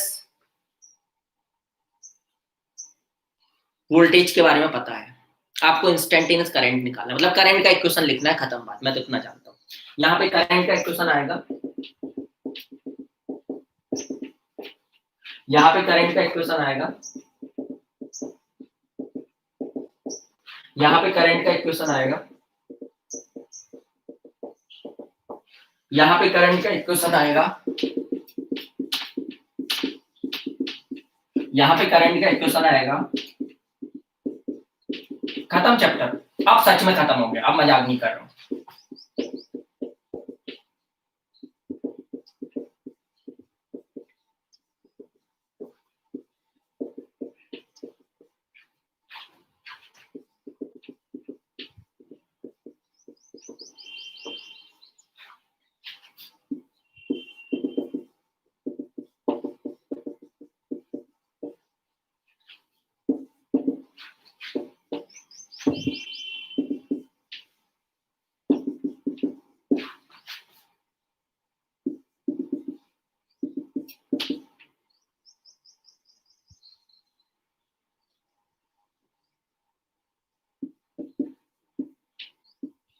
लो चैप्टर खत्म। यहाँ पे करंट का इक्वेशन है, यहाँ पे करंट का इक्वेशन है, यहाँ पे करंट का इक्वेशन, जिसमें करंट बहेगा उसके इंस्टेंटेनियस वैल्यू का इक्वेशन, मतलब इंस्टेंटेनियस वैल्यू उस करंट की निकाल तो इस इक्वेशन से आप निकाल लोगे। यहाँ पे ये, यहाँ पे ये, यहाँ पे ये, यहाँ पे आप देखो दोनों सेम फेस में, सबसे मेन चीज यही है। यहाँ पे फेस डिफरेंस कितना है, अल्टरनेटिंग वोल्टेज और अल्टरनेटिंग करंट के बीच फेस डिफरेंस कितना है, यहाँ पे 0 है, यहाँ पे कितना है π/2 है, यहाँ पे कितना है π/2 है। यहाँ पे कौन किसको लीड कर रहा है, आप देख सकते हैं current is leading the EMF by π/2 जब यहाँ पे कैपेसिटर लगा हुआ है। यहाँ पे आप देख सकते हैं कि current is lagging lagging to EMF by π/2। यहाँ पे करंट हमारा लैग कर रहा है, या अपन बोल सकते हैं EMF is leading current by π/2। और समझ गए होगे। यहाँ पे फेज डिफरेंस कितना है, करंट लीड लैग कर रहा है, कितने फेज डिफरेंस है 5, और 5 कैसे निकाला जाएगा, tan इनवर्स XL/R। XL क्या है, XL रेजिस्टेंस है और कुछ नहीं। लेकिन कैसा रेजिस्टेंस है, नॉन रेजिस्टिव रेजिस्टेंस है। जैसे कि रेजिस्टिव रेजिस्टेंस होता है, नॉन रेजिस्टिव रेजिस्टेंस है। इसका अपन ने कुछ नया नाम रखा है जिसको हम बोलते हैं रिएक्टेंस। तो जो नॉन रेजिस्टिव रेजिस्टेंस होता है उसको रिएक्टेंस कहा जाता है। क्या कहा जाता है, रिएक्टेंस। यहाँ पे दो टाइप के रिएक्टेंस पढ़ने हैं हमको। एक है हमारा इंडक्टिव रिएक्टेंस जो कि इंडक्टर लगाता है, और एक है कैपेसिटिव रिएक्टेंस जो कि कौन लगाता है, कैपेसिटर लगाता है। अभी मैं सब समझा रहा हूँ 5 मिनट में, आप दोनों चैप्टर खत्म कर लेते हैं पहले। यहाँ पे क्या है, करंट लीड कर रहा है। करंट क्यों लीड कर रहा है, क्योंकि हमें पता है कैपेसिटर के इसमें करंट लीड करता है। लेकिन जब सिर्फ कैपेसिटर होता है तो π/2 से लीड करता है, यहाँ पे π/2 से लीड नहीं करता है, 5 से लीड करता है, लेकिन लीड करता है। इंडक्टर के केस में आप देख सकते हैं कि इंडक्टर के केस में यहाँ सब में फेसर डायग्राम बनाना और ग्राफ बनाना है, खत्म। और ग्राफ तो बना ही लोगे, फेसर डायग्राम तो बना ही लो, जब आपको फेस पता चल रहा है तो क्या दिक्कत है। करंट इन दोनों में सेम रहेगा, current instantaneous value at any time same रहेगी दोनों में, क्योंकि सीरीज में है। यहाँ भी सेम रहेगा, यहाँ भी। लेकिन हाँ, इनके एंड्स पर पोटेंशियल अलग अलग रहेगा, इंस्टेंटेनियस पोटेंशियल अलग अलग रहेगा, इसमें इंस्टेंटेनियस पोटेंशियल अलग अलग रहेगा। और यहाँ पे ऐसा नहीं कि इसमें 4 है इसमें 3 है तो यहाँ का इंस्टेंटेनियस पोटेंशियल 7 वोल्ट होगा, 4 और 3। यहाँ पे अलजेब्रिक सम नहीं होगा। अलजेब्रिक सम जब होता है जब दोनों सेम फेस में होते हैं, यहाँ पे सेम फेस में नहीं है, 90 का फेस डिफरेंस आता है, इसलिए यहाँ पे अंडर रूट ऑफ मतलब वेक्टर का यूज करते हैं, वेक्टर के जैसा कर सकते हैं। ये वेक्टर है इसलिए नहीं, वेक्टर के जैसा कर सकते हैं, वो फेसर डायग्राम से पता चलेगा। यहाँ पे दोनों केस बनते हैं जब एक्सल एक्सिस से बड़ा हो। अगर एक्सल एक्सिस से बड़ा है तो एल, एक्सल बड़ा है ना तो एल की बात मानी जाएगी। एल क्या बोलता है, करंट लैग करेगा, तो करंट यहाँ भी लैग करेगा, इसलिए मैंने माइनस लगाया होगा। और जब एक्सी बड़ा है तो सी की बात मान जाइए, सी क्या बोलता है, करंट लीड करेगा, करंट लीड करेगा तो यहाँ भी करंट लीड करेगा। लेकिन सिर्फ सी लगा हुआ तो π/2 से लीड करेगा। लेकिन ये 2 और लगे हैं इसमें, सी के साथ साथ एल भी लगा हुआ है, आर भी लगा हुआ है, तो यहाँ पे 5 से वो करेगा, 5 से लीड करेगा करंट। तो देखो यहाँ पे +5 लगाया, समझ गया, चैप्टर खत्म हो गया। और यहाँ पे जो 5 है वो कैसे निकाला जाएगा, tan inverse mod of XL - XC/R। और यहाँ पे जो भी फेज डिफरेंस है E और I के बीच में, अगर इसका हम कोसाइन ले लेते तो वो पावर फैक्टर कहलाता है उस सर्किट का। पावर फैक्टर जरूर निकालता आना चाहिए, क्योंकि अगर मुझे पावर लॉस निकालना है तो उसके लिए पावर फैक्टर आना चाहिए। तो यहाँ का पावर फैक्टर क्या है, cos5 मतलब cos 0 1 पावर फैक्टर यहाँ का सबसे ज्यादा है। यहाँ पे पावर लॉस सबसे ज्यादा होता है रेजिस्टर के केस में। यहाँ पे पावर फैक्टर क्या है, अगर आप देखें तो 0। यहाँ पे पावर फैक्टर क्या है, 0 cos π/2 0 cos π/2। याद रखिए, अगर प्योर इंडक्टर है तो कोई उसमें पावर लॉस होगा ही नहीं, अगर प्योर कैपेसिटर है तो उसमें पावर लॉस होगा ही नहीं। अच्छा, ये याद कैसे रखोगे कौन किसमें लीड करता है कौन किसको लैग करता है, एली द आइसमैन से। आपने शायद अलग तरीका बनाया, मुझे नहीं पता, मैंने तो एली द आइसमैन बनाया है।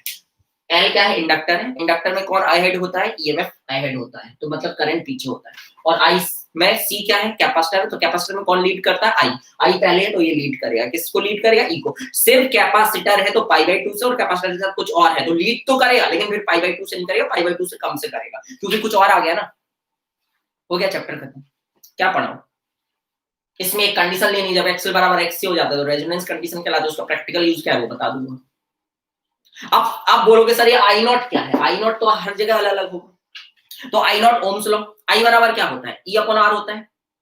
आई बराबर क्या होता है, E/R होता है कि नहीं होता है बताओ। तो यहाँ पे आई नॉट क्या आ जाएगा, E0/R, खत्म। यहाँ पे आई नॉट कौन बताएगा, E0 इसके द्वारा लगाया गया रेजिस्टेंस, इंडक्टर के द्वारा लगाया गया रेजिस्टेंस। इंडक्टर के द्वारा लगाया गया रेजिस्टेंस को हम बोलते हैं the opposition to the flow of current by the inductor is called inductive reactance, जिसका नाम XL होता है, इसकी भी यूनिट ओम होती है।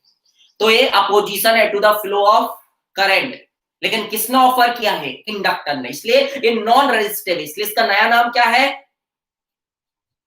कुछ जलने की बदबू आ रही है, ये नॉन रेजिस्टिव, इसलिए इसको बोलते हैं रिएक्टेंस, इंडक्टिव रिएक्टेंस। और एक्सेल किसके बराबर होता है, ओमेगा एन के। तुम एक चीज को बस याद रखना यहाँ पे कि जो इसका रेजिस्टेंस है that depends on the frequency of the alternating voltage, लेकिन जो ये रेजिस्टेंस ऑफर करता है इसका रेजिस्टेंस 10 ओम ही रहता है, चाहे आप 100 हर्ट्ज की फ्रीक्वेंसी का यहाँ पे अल्टरनेटिंग वोल्टेज लगाओ, चाहे आप 200 हर्ट्ज की फ्रीक्वेंसी का अल्टरनेटिंग वोल्टेज लगाओ, आर फिक्स रहता है, 10 ओम है तो वो 10 ओम रहेगा, लेकिन यहाँ पे रंग बदलता है, ये तो इसकी दिक्कत है। अगर ऐसा आपने अल्टरनेटिव वोल्टेज लगाया, जैसे मैंने बोल दिया कि इंडक्टर का रेजिस्टेंस 50 ओम है, या इंडक्टर का रेजिस्टेंस नहीं बोलूंगा, इंडक्टर का इंडक्टिव रिएक्टेंस 50 ओम है, तो एक इनकम्प्लीट लाइन बोल रहा हूं मैं। 50 ओम है मतलब किस फ्रीक्वेंसी पर 50 ओम है, क्योंकि फ्रीक्वेंसी चेंज होगी अल्टरनेटिव वोल्टेज की तो फिर उसका रेजिस्टेंस भी चेंज हो जाएगा। रेजिस्टेंस नहीं बोलेंगे इसको, नॉन रेजिस्टिव, यहाँ पे नॉन रेजिस्टिव रेजिस्टेंस, इसलिए इसको क्या बोलेंगे, इंडक्टिव रिएक्टेंस बोलेंगे। इंडक्टर ने लगाया इसलिए इंडक्टिव, और अपोजिशन है to the flow of current इसलिए रिएक्टेंस, रेजिस्टेंस ना बोल के रिएक्टेंस, क्योंकि ये नॉन रेजिस्टिव है इसलिए रिएक्टेंस। अरे बात समझ रहे हो कि नहीं मेरे भाई बहनों? तो 50 ओम अगर किसी इंडक्टर का इंडक्टिव रिएक्टेंस है, अगर मैं ऐसा बोलूं तो आप तुरंत मुझसे बोला सर ये 50 ओम किस फ्रीक्वेंसी पर है? अगर कुछ नहीं लिखा है तो उसी फ्रीक्वेंसी पर है जिसका आपने अल्टरनेटिव वोल्टेज लगाया हुआ है। एक बार सवाल ऐसा आया, उन्होंने बोला कि एक रेजिस्टेंस है और इंडक्टर है, रेजिस्टेंस का तो रेजिस्टेंस का तो रेजिस्टेंस दे दिया कि 10 ओम है ना, और इंडक्टर का बोल दिया कि भैया 25 हर्ट्ज पर, सुन लो अच्छे से, 25 हर्ट्ज पर इसका 25 ओम रेजिस्टेंस है, और लेकिन उन्होंने जो अल्टरनेटिव वोल्टेज लगाया वो लगाया था 50 हर्ट्ज का, तो उसका रेजिस्टेंस बच्चे 25 ओम ले लेते हैं। 25 ओम लेके बनाओगे ऑप्शन ए मिलेगा जो कि गलत हो जाएगा, ऑप्शन बी मतलब उसमें आपको रेजिस्टेंस उसका 25 ना लेके इंडक्टिव रिएक्टेंस 25 दिया था, लेकिन आपको 50 लेना, क्योंकि 25 किस पे दिया था, 25 हर्ट्ज फ्रीक्वेंसी पे दिया था, लेकिन जो आपने अल्टरनेटिव वोल्टेज लगाया था उसकी फ्रीक्वेंसी तो 50 हर्ट्ज थी, तो ये प्रोपोर्शनल है ना ओमेगा की। हाँ, एल चेंज नहीं होगा, एल तो नंबर ऑफ टर्न्स पे डिपेंड करता है। एक बार उन्होंने बोला कि इसमें बोले उन्होंने एक रॉड इंसर्ट कर दी, बोले भाई साहब इस इंडक्टर के अंदर हमने एक आयरन रॉड इंसर्ट कर दी, बोले बताओ करंट की वैल्यू बढ़ी की घटी? बल्ब लगा होता, बल्ब एक रेजिस्टेंस है तो बल्ब की जो ब्राइटनेस है वो बढ़ी की घटी? अरे भाई साहब अगर आपने इसमें एक रॉड इंसर्ट कर दी तो उसका एल बढ़ जाएगा म्यू आर टाइम्स, तो एक्सएल बढ़ जाएगा, एक्सएल बढ़ गया मतलब रेजिस्टेंस बढ़ गया, रेजिस्टेंस बढ़ गया मतलब इसका इंपीडेंस बढ़ जाएगा। एक नया शब्द यूज करेंगे, आर इक्विवेलेंट को यहाँ पे बोला जाता है इंपीडेंस, इन दोनों का नेट जो रेजिस्टेंस आएगा उसको यहाँ पे इंपीडेंस बोला जाता है, रिएक्टेंस इंपीडेंस ये नए शब्द है आपके। अरे बहुत सारा चैप्टर खत्म हो चुका है, तुमको अभी समझ में भी नहीं आया, चैप्टर पूरा खत्म हो चुका है। यहाँ आई नॉट क्या लिखा जाएगा, ई नॉट अपॉन एक्सी, और एक्सी क्या होता है 1 अपॉन ओमेगा सी, मतलब ओमेगा बढ़ेगा तो एक्सी घटेगा, और यहाँ पे क्या होगा ओमेगा बढ़ेगा, अल्टरनेटिव वोल्टेज की अगर फ्रीक्वेंसी कोणीय फ्रीक्वेंसी एंगुलर फ्रीक्वेंसी अगर आप बढ़ाओगे तो यहाँ पे रेजिस्टेंस बढ़ेगा, करंट की वैल्यू कम होगी। यहाँ पे क्या होगा, उल्टा होगा, यहाँ पे अगर आप ओमेगा ये ज्यादा फ्रीक्वेंसी का अगर आप यहाँ पे अल्टरनेटिंग वोल्टेज लगाओगे तो आपको पता है इसमें करंट ज्यादा का लगाओ तो करंट ज्यादा बहेगा। क्यों बहेगा करंट ज्यादा? क्योंकि ज्यादा का लगाओगे तो एक्सी कम होगा, एक्सी कम होगा तो एक्सी कम होगा तो हमारा जो पीक वैल्यू ऑफ करंट है वो ज्यादा होगी। याद रखिए पीक वैल्यू ऑफ करंट निकालनी है तो यहाँ पे अपन peak value of alternating voltage लेंगे। अगर आरएमएस वैल्यू निकालनी है तो आरएमएस के लिए हम क्या करेंगे, ई आरएमएस अपॉन एक्सी लिखेंगे। आरएमएस निकालना है, अगर आई आरएमएस निकालना तो ई आरएमएस अपॉन एक्सी, यहाँ आई नॉट ई नॉट अपॉन यहाँ पे नेट आर इक्विवेलेंट, इन दोनों का आर इक्विवेलेंट बोला जाता है जेड। अभी हम पढ़ेंगे जो जेड होता है वो रूट ओवर आर का स्क्वायर प्लस एक्सएल का स्क्वायर होता है, आर प्लस एक्सएल नहीं होता है। जैसे ये R1 प्लस R2 होता है, अगर दोनों रेजिस्टेंस होते तो आर इक्विवेलेंट इसका क्या होता है R1 प्लस R2 होगा, लेकिन एक रेजिस्टेंस है एक इंडक्टर है, तो यहाँ पे जो जेड होगा आर इक्विवेलेंट होगा, जिसको तुम लोग आर इक्विवेलेंट बोलते हो, रेजिस्टेंस के केस में आर इक्विवेलेंट बोलते हो, यहाँ पे जेड बोलोगे। इंपीडेंस यहाँ पे इनके जेड अलग अलग होंगे। चैप्टर खत्म। अब मैं क्या पढ़ाऊं इसमें, कुछ पढ़ाना है? उन्होंने लगा दिया यहाँ पे एमीटर, बोले बताओ इस एमीटर की रीडिंग क्या होगी, मतलब करंट की वैल्यू आरएमएस वैल्यू पता लगानी है, तो करंट की वैल्यू निकालने के लिए आप क्या करोगे, आई आरएमएस इक्वल टू क्या लिखोगे, ई आरएमएस अपॉन इसका जेड, बस इसका जेड निकाल लो, खेल खत्म। जेड क्या हो जाएगा रूट ओवर आर का स्क्वायर प्लस एक्सी का स्क्वायर, या तो एक्सी डायरेक्ट दे देगा, एक्सी नहीं देगा तो सी दे देगा, एक्सी नहीं देगा तो सी दे देगा और ओमेगा दे देगा, तो एक्सी निकल जाएगा 1 अपॉन ओमेगा सी। समझ रहे हो? फिर बोलेगा इसमें मैंने डायरेक्ट्रिक फिल कर दिया, अब बताओ ब्राइटनेस बढ़ेगी कि कम होगी? मान चलो इसमें ये बल्ब है, बल्ब का रेजिस्टेंस होता है ना, बल्ब है, इसमें अगर आपने डायरेक्ट्रिक को फिल कर दिया तो बताओ बल्ब की जो ब्राइटनेस है वो कम होगी कि ज्यादा होगी अगर आपने इसमें डायरेक्ट्रिक को इंसर्ट कर दिया? कौन बताएगा कमेंट में? Brightness is dependent on current, अगर करंट की वैल्यू बढ़ गई सर्किट में तो हम बोलेंगे ब्राइटनेस बढ़ जाएगी, और करंट की वैल्यू कम हो गई सर्किट में तो हम बोलेंगे ब्राइटनेस कम हो जाएगी। और करंट कांस्टेंट रहा। तो बताओ अगर मैंने यहाँ पे एक देख रहे हो जो पहले पढ़ के आओ वही यूज कर रहा हूं मैं यहाँ पे, जल्दी बताया करो यार, तुम लोग टाइम बहुत लगाते हो। अगर मैंने एक डाइलेक्ट्रिक जो कैपेसिटी की प्लेट्स है उसमें एक डाइलेक्ट्रिक उनके प्लेट्स पे जो स्पेस है उसको एक डाइलेक्ट्रिक से फिल कर दिया, तो बताओ करंट जो बल्ब था ब्राइटनेस बढ़ेगी घटेगी? यस यस नहीं, ब्राइटनेस बढ़ेगी घटेगी? महान हो तुम लोग सच में, पापा मम्मी के पैसे बर्बाद किए हैं। सी क्या हो जाएगा? बढ़ जाएगा। सी बढ़ने के कारण एक्स बढ़ जाएगा, क्योंकि एक्स सी इक्वल टू 1/ओमेगा सी। सी बढ़ा तो एक्स सी कम होगा, सॉरी एक्स सी कम होगा, एक्स सी कम होगा तो आई की वैल्यू बढ़ जाएगी। एक्स सी कम होगा तो जेड कम होगा, और जेड कम होगा तो करंट की वैल्यू बढ़ जाएगी।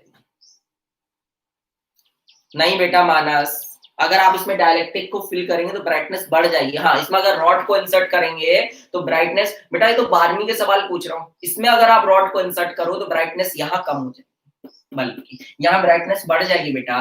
आप जब इसमें डायलेक्ट्रिक डालोगे तो उसका कैपेसिटेंस के टाइम्स बढ़ जाएगा। कैपेसिटेंस अगर के टाइम्स बढ़ेगा तो एक्सी क्या होता है? Resistance offered by the capacitor. तो एक्सी क्या हो जाएगा? 1/ओमेगा सी। सी बढ़ा, इनवर्स प्रोपोर्शनल है ना, तो एक्सी क्या होगा? घटा। एक्सी घटा तो जेड घटा, मतलब इसका आर इक्विवेलेंट घटा। आर जेड घटा तो आरएमएस बढ़ा ना, मतलब आई बढ़ा ना, आई बढ़ा ना। हो गया चैप्टर खत्म, क्या पढ़ा? चलो टाटा बाय बाय, कल पढ़ते हैं नया चैप्टर। एटम्स हो चुका है, न्यूक्लियाई स्टार्ट करते हैं।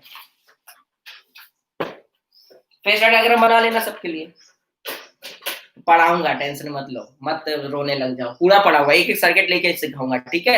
एक दिन में 3 सर्किट, अगले दिन में 3 सर्किट, और इसके लिए एक क्लास एक्स्ट्रा लूंगा रेजोनेंस के लिए, ठीक है? तो 3 6 5 6 क्लास में मैं कंप्लीट करने की कोशिश करूंगा, मतलब इस हफ्ते सोचूंगा कि कंप्लीट कर लूं, ठीक है?